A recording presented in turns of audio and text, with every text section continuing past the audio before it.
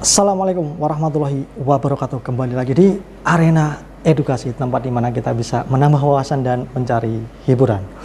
Kali ini kita akan membahas cara meningkatkan bisnis yang masih rintisan. Jadi buat kita pejuang keluarga, pejuang surga, semoga video ini bermanfaat. Jadi teman-teman yang masih mulai suatu bisnis ya yang perlu rintisan, ini ada beberapa tips dari kami. Yang pertama, yang paling utama memang harus free hatin atau kalau bahasa Jawanya, orang Jawa sering menyebutnya prihatin gitu ya. Dia memang harus sabar, jangan berpikir untung atau laba dulu.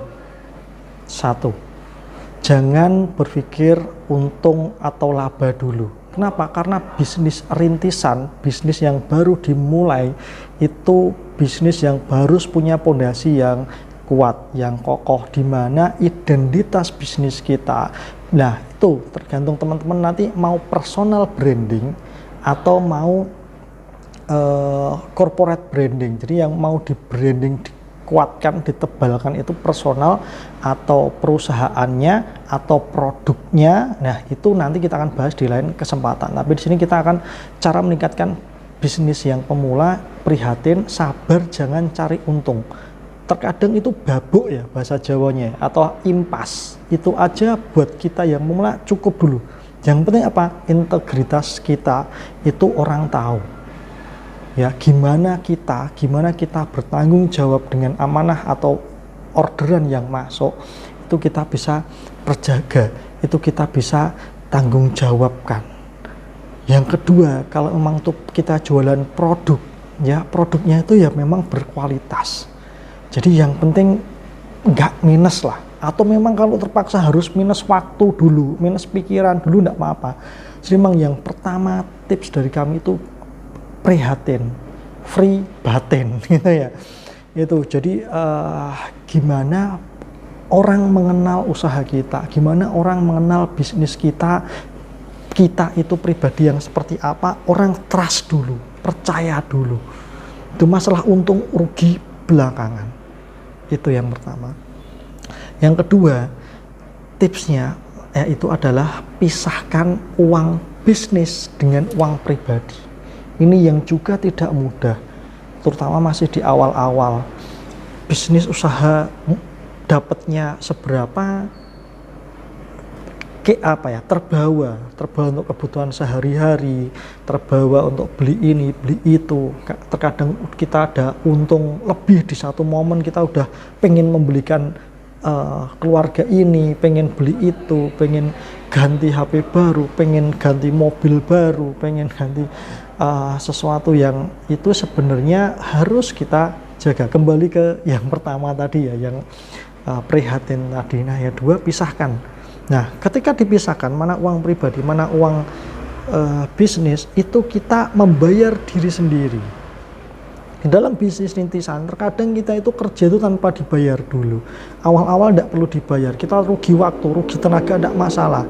Tapi ketika memang itu bisnis ini sudah mulai ya, namanya bisnis sudah ada laba atau keuntungan tidak banyak, ya di situ masih termasuk kategori bisnis rintisan, termasuk masih kategori bisnis awal.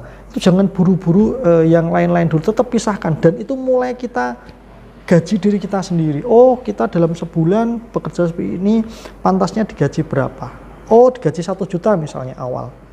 Ya udah, kita 1 bulan dari bisnis ini ya kita dapatnya 1 juta ini. Keuntungan perusahaan besar, mau 10 juta, 15 juta, 20 juta, gaji kita 1 juta ya udah 1 juta. Uang perusahaan, uang bisnis biarkan, sisihkan untuk putaran bisnis lagi, untuk save money di usaha kita lagi. Itu. Selanjutnya yaitu jangan malu menawarkan ke banyak jaringan.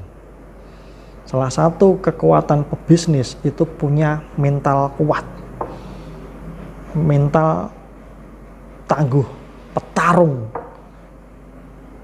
di medan perang. Seperti itu ya. Jadi jangan takut tawarkan produk Anda semakin banyak ditawarkan semakin baik. Tapi ingat, kategorinya jangan malu menawarkan ke pasar. Dimaksud pasar di sini apa? Pasar di sini maksudnya harus tepat sasaran. Anda jualan apa? Tawarkan kepada siapa? Harus tepat sasaran. Anda jualan jilbab. Jilbab Anda apa? Harus segmented, harus jelas itu dulu. Nah, kalau jilbab Anda ini memang untuk di bulan Ramadan, untuk ibu-ibu yang paruh baya ke atas, misalnya untuk yang sepuh-sepuh, tawarkan ke yang sepuh-sepuh. Mukena atau apa itu memang pasarnya Anda, itu tawarkan ke situ. Kalau jilbab Anda itu jilbab yang cocok untuk yang muda-muda, warnanya ngejreng, menarik dan sebagainya, tawarkan kepada segmen yang muda-muda. Jadi meskipun pemasarannya ini jaring ya, bukan cuma mancing, jadi menjaring, itu tetap jaringnya ini harus jelas. Kolamnya ini, ikannya yang mau kita jaring ini siapa, harus jelas. Ya, jadi jangan Anda jualan jilbab tawarkan ke bapak-bapak, siapa tahu istrinya cocok dan sebagainya. Wah, hati-hati, bapak-bapak itu kadang niatnya baik membelikan jilbab istri, kalau nggak cocok malah jadi panjang urusannya. Makanya kami lebih suka kasih mentahnya aja biar belanja sendiri. Itu Anda jualan reptil atau berkaitan dengan reptil, dengan hewan ya, dengan hobi. Jangan asal tawarkan semua kontak Anda share, Anda broadcast, itu jangan. Kalau mau menginformasikan, itu sampaikan ke orang-orang yang memang kiranya ini masuk di segmen. Contoh kami itu jualannya itu kecoa. Kalau kami buat status yang berkaitan dengan kecoa, status di WA maksudnya, itu hampir tidak akan ada yang tertarik. Karena memang di lingkungan kami, di lingkungan kontak kami kan ada rekan-rekan yang itu bukan penghobis, karena kami ada aktivitas juga di kegiatan formal gitu ya. Jadi bukan segmennya. Jadi kami jarang menawarkan di status, kecuali memang kita pilah-pilah seperti itu. Selanjutnya, jangan fokus ke modal. Tips selanjutnya dari kami ya, jangan fokus ke modal atau uang di awal. Mohon maaf.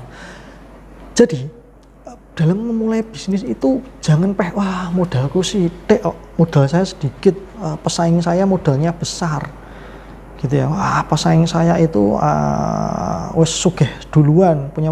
Jangan salah ya. Kita sama-sama dikasih waktu 24 jam, kita sama-sama dikasih ide, kreativitas, itu kita jangan hanya berpikir modal besar, punya uang banyak. Kalau kita bisnisnya itu tidak baik, tidak sehat, dikasih modal 100 juta misalnya, kalau isinya nggak sehat, habis. Modal lagi 100 juta, nggak sehat, habis terus. Sehingga bukan modal itu jadi, uang itu sebagai modal utama maksud kami. Nah, itu jadi ketika modal itu terbatas, uangnya terbatas di awal, sarpras dan fasilitas terbatas, jangan jadikan itu alasan untuk kita tidak bisa maju, tidak bisa tidak bisa bertarung di dalam bisnis kita. Itu selanjutnya tips dari kami yaitu inovasi atau kreativitas. Bisnis apapun itu perlu adanya inovasi, kreativitas. Jangan berhenti, jangan stuck. Kalau kita sudah puas, bisnis saya sudah jalan, sudah dapat income yang besar, sudah menghasilkan, sudah punya karyawan banyak, tapi kita terlena, tidak mau mencari apa yang bisa kita inovasikan, apa yang bisa kita kasih di usaha ini supaya lebih menarik, apa yang kira-kira pasar butuhkan lagi, kreativitas seperti apa yang harus dicari. Itu kadang memang bukan hanya diri kita sendiri saja, mungkin kita perlu tanya kepada tim, kita perlu studi banding, kita perlu jalan ke mana di situ bisnis yang serupa dengan kita, seperti itu. Nah, tips selanjutnya ini yang salah satu penting juga, cari celah di mana usaha Anda itu berbeda dengan usaha yang serupa. Jadi Anda harus cari sesuatu dari usaha Anda, keunikan, cari perbedaan dengan bisnis yang serupa. Contoh misalnya, mau buka bisnis bimbingan belajar, bimbel. Sudah banyak bimbel. Kita sebut aja GO, kita sebut Primagama, kita sebut ELS dan sebagainya misalnya. Nah, kalau kita mau membuat baru, kita bisnis pemula, modal tidak begitu besar, kok mau bertarung dengan mereka yang besar-besar. Nah, itu apa kekuatan kita, apa ciri yang kita punya, yang mereka tidak punya. Banyak misalnya, contohnya. Misalnya kita mau model semi-private. Misalnya kita dan pembayaran 1 kali datang, 1 kali bayar. Atau misalnya kita di situ mau ada ditambah bonus belajar ngaji misalnya, atau dan lain-lain. Di mana kita cari celah kalau bisnis serupa yang belum ada, di mana pasar itu kira-kira butuh, nah kita itu masuk. Kita memang harus punya ciri. Jangan kita misalnya jualan cilok, ya udah jualan cilok sama kayak yang lain. Nah, jualan cilok misalnya, mungkin rasanya sama, tapi apa yang membuat kita berbeda? Entah itu gerobaknya kita hias, kita kasih nama apa lah, cilok cinta atau cilok cilok pemilu yang baru ramai misalnya. Kita boleh pakai momen-momen tertentu di mana itu momen bisa nembak untuk bisnis kita juga. Selama itu tadi inovasi, kreativitas terus harus kita tambah, sehingga kita mulai cari apa aja yang di tempat kita itu sesuatu yang unik yang tidak dimiliki oleh pesaing kita. Sama halnya dengan kami, jualan ternak atau ternak kecoa, dubia. Itu ternak yang cukup mudah, yang gampang. Tapi di mana kami coba sampai sekarang pun kami masih melakukan inovasi-inovasi yang tidak bisa kami sebutkan. Tidak bisa kami sebutkan. Kami modal juga kita kita belikan barang-barang yang itu untuk persiapan inovasi-inovasi selanjutnya. Kita lihat pasar, kebutuhan pasar itu seperti apa, terus kita masuk di sana, di mana kebutuhan pasar yang tidak bisa dipenuhi oleh orang atau peternak kecoa dubia yang lain. Di situ kami masuk di titik itu, ya alhamdulillah, orderan itu selalu setiap bulan itu selalu kurang. Berapa yang kami hasilkan dengan orderan itu selalu kurang. Itu. Jadi kita cari keunikan dari bisnis kita di mana tidak mudah ditiru dengan orang lain. Apabila produknya sama, seperti kami, contoh produk kami nggak bisa buat apa-apa, tidak bisa membuat produk yang lebih unik. Kecoa dubia, ya sudah seperti itu aja. Manfaat kecoa dubia, googling di manapun manfaatnya sama. Kita nggak akan bisa menjadikan manfaat kecoa dubia untuk lebih, karena kami juga bukan peneliti. Misalnya apakah kecoa dubia baik untuk kosmetik, apakah kecoa dubia baik untuk kesehatan manusia, kita juga tidak berani spekulasi di situ. Kami ya mainnya di situ, kami punya keunikan sendiri. Ya, keunikannya apa? Ya itu mohon maaf, itu memang rahasia pabrik. Ini kalau disampaikan di sini nanti berbahaya juga untuk kelangsungan peternakan kecoa dubia kami. Makanya alhamdulillah kita jarang promo karena kita melayani pelanggan itu aja mereka sudah setiap 2 minggu sekali pasti akan rutin japri. Kak, dubianya apakah sudah panen? Mas, dubianya pada panen? Om, dubianya pada panen? Itu alhamdulillah setiap bulan kita selalu bisa rutin, ya bahkan kurang.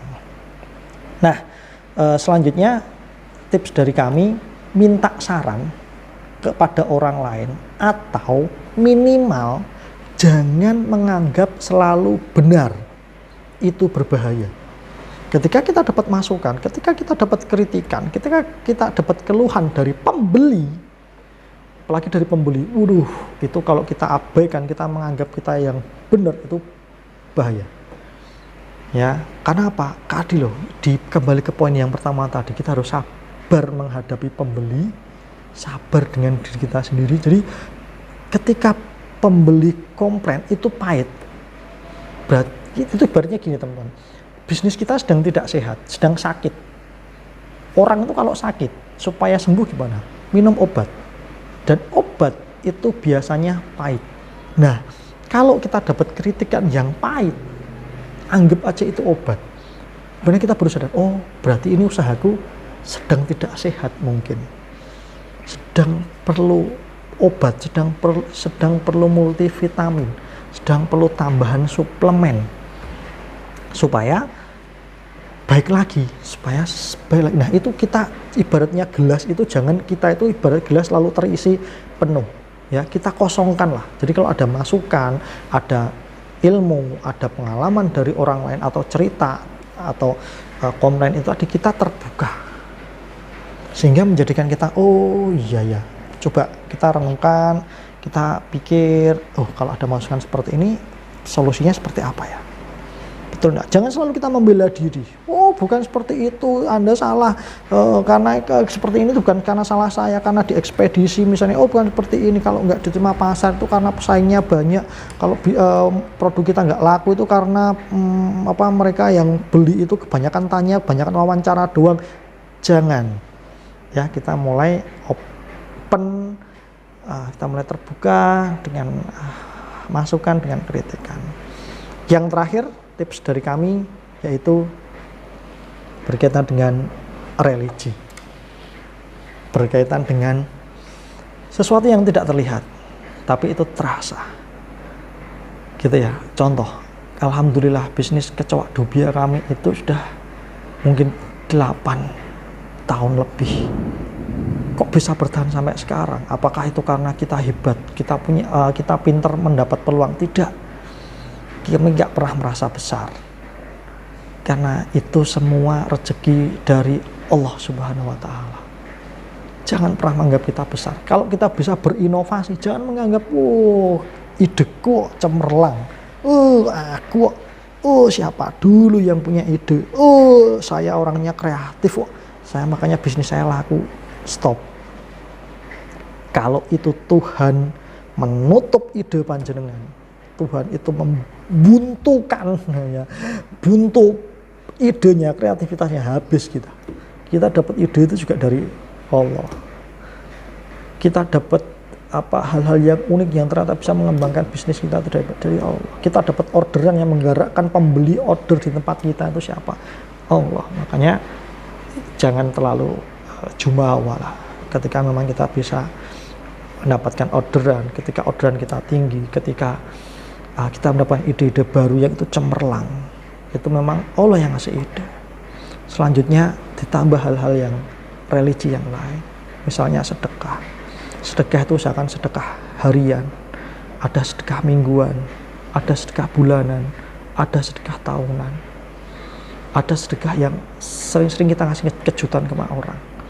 Kita silaturahim kepada saudara atau kepada teman yang itu memang kita anggap membutuhkan ya nggak ada angin, nggak ada apa, janjian misalnya ke tempatnya siapa main, ya udah bawakan sesuatu, belikan sesuatu, atau memang kita ngobrol pamitan salam tempel itu. Atau misalnya di sekolah anak kita ada Pak Bon, ada penjaga atau apa yang kita anggap memang itu kalau dibantu akan lebih butuh ya, mereka lebih butuh atau berkenan, yaitu hal-hal seperti itu. Nggak ada angin, nggak ada apa-apa, ketemu Pak Bon di mana salam tempel, atau di jalan lihat tukang becak kasih, atau ada pengemis di jalan sekali-kali kita kasih 50.000, atau baru makan di angkringan misalnya, di situ ada angkringan, ada misalnya lebih dari ada orang lain misalnya di situ, bilang sama bapaknya angkringan misalnya, Pak Masnya itu nanti habisnya berapa,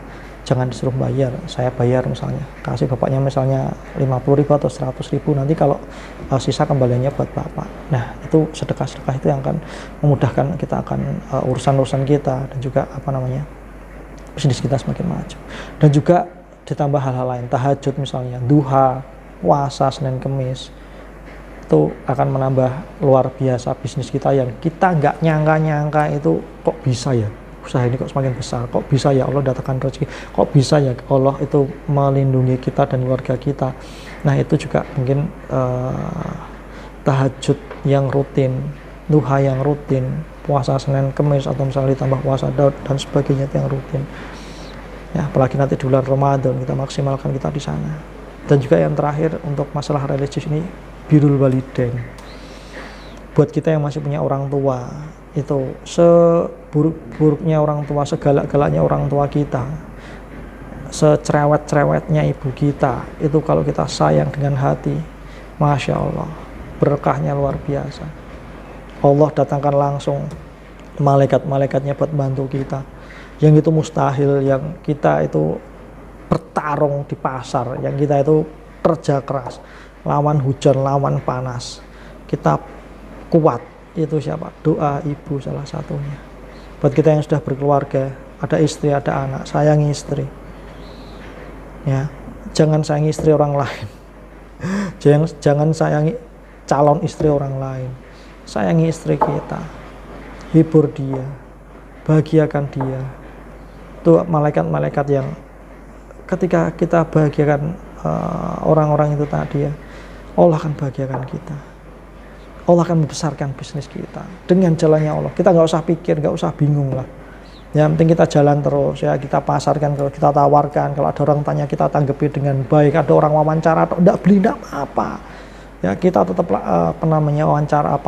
ladeni wawancaranya dengan baik. Bahkan ada orang yang mau buka bisnis serupa dengan kita, tanya-tanya, saya ladeni, saya jawab, telepon Pak sampai setengah jam, 1 jam, tanya-tanya, Mas saya mau usaha kecoak dubia juga seperti apa, saya ladeni, gitu ya. Gitu. Toh bisnis bisa ditiru, tapi rezeki Tuhan yang atur. Itu teman-teman ya. Birrul walidain, sama orang tua, sama ayah, sama ibu, bapak itu yang galaknya seperti apa. Ternyata di balik galaknya seorang ayah mengajarkan kita untuk lebih tangguh, mengajarkan kita untuk fight. Ya, dulu ketika saya kecil, saya tuh benci dengan ayah saya. Karena ayah saya tuh kalau pulang itu isinya ngejak nyambut gawe ya, resi omah, dandan motor, dandan omah, kalau ada talang bocor, dandan mobil dan sebagainya itu buat anak-anak usia sekolah ya, anak SMP SMA kan males ya. Mending nonton TV, mending main game. Apalagi kalau minggu bapak di rumah, aduh, waktu main berkurang gitu ya. Itu belum lagi kalau kerjanya nggak bener dimarahin, nyuci motor tuh SOP-nya itu harus urut. Ya caranya begini, cara bersihin nganebu itu aja harus begini, domelin terus sampai risih di telinga, marah, benci, sampai tahap benci dengan ayah. Tapi ketika tua, saya merasa bersalah dengan ayah saya. Seandainya dulu bapak saya itu tidak